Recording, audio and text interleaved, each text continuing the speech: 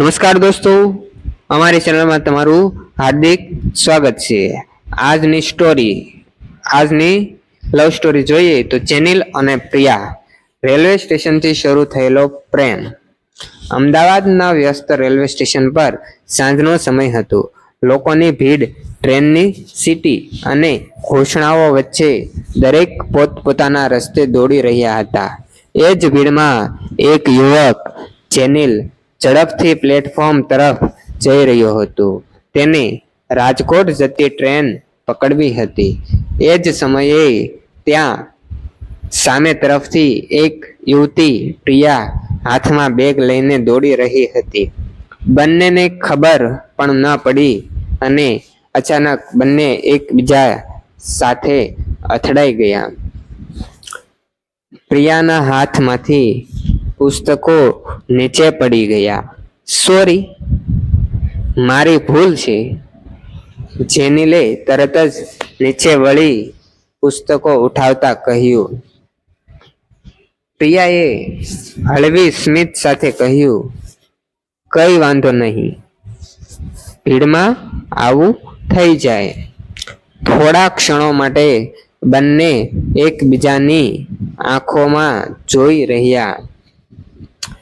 તે પળમાં કંઈક અલગ લાગ્યું, પણ ટ્રેનની સીટી વાગી અને બંને પોતપોતાના રસ્તે નીકળી ગયા.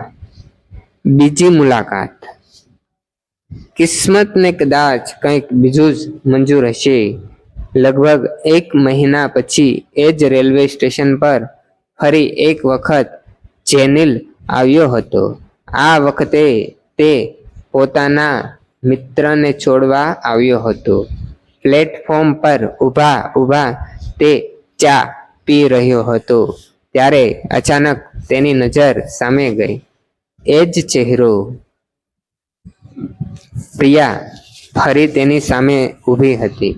પ્રિયા પણ તેને જોઈને આશ્ચર્યમાં પડી ગઈ. અરે, તમે તો એ જ છો ને જે મને ગયા મહિને અથડાયા હતા? પ્રિયાએ હસતા કહ્યું. જેનિલ પણ હસ્યો.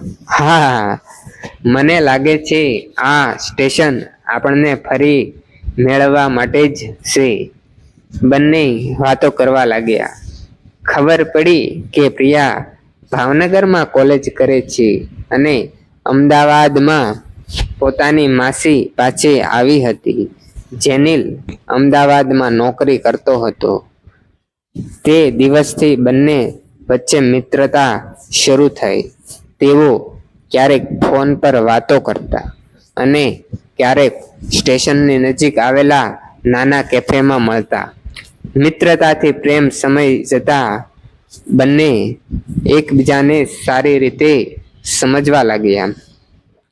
જેનિલને પ્રિયાની સરળતા અને નિર્દોષતા ગમતી હતી, જ્યારે પ્રિયાને જેનિલની કાળજી અને સચ્ચાઈ ગમતી હતી.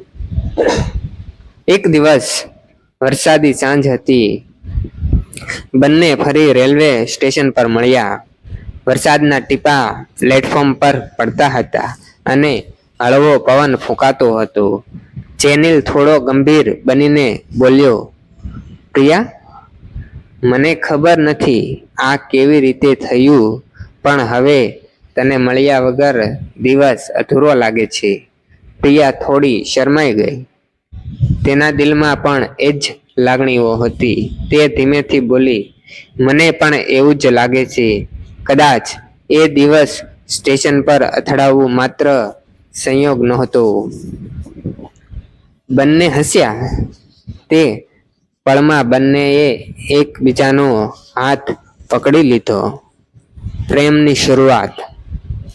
રેલવે સ્ટેશન જ્યાં હજારો લોકો રોજ આવે અને જાય છે, ત્યાંથી એક સુંદર પ્રેમ કથા શરૂ થઈ, જે અથડામણથી શરૂ થઈ હતી. એ જ અથડામણ આખરે બંનેના દિલોને જોડીને ગઈ. અને આજે પણ જ્યારે તેઓ રેલવે સ્ટેશન પાસેથી પસાર થાય છે, ત્યારે બંને હસીને કહે છે, જો એ દિવસ આપણે અથડાયા ન હોત તો કદાચ આપણે ક્યારેય મળ્યા જ ન હોત. આ રીતે રેલવે સ્ટેશને અથડાવાથી એક સુંદર પ્રેમ કથાની શરૂઆત થઈ હતી. આભાર દોસ્તો. જો દોસ્તો તમને અમારા આવા લવ સ્ટોરી વાળા વિડીયો ગમતા હોય તો તમે અમારી ચેનલ VM લવ સ્ટોરી 3 ને લાઈક કરો, શેર કરો અને સબસ્ક્રાઇબ કરી લો.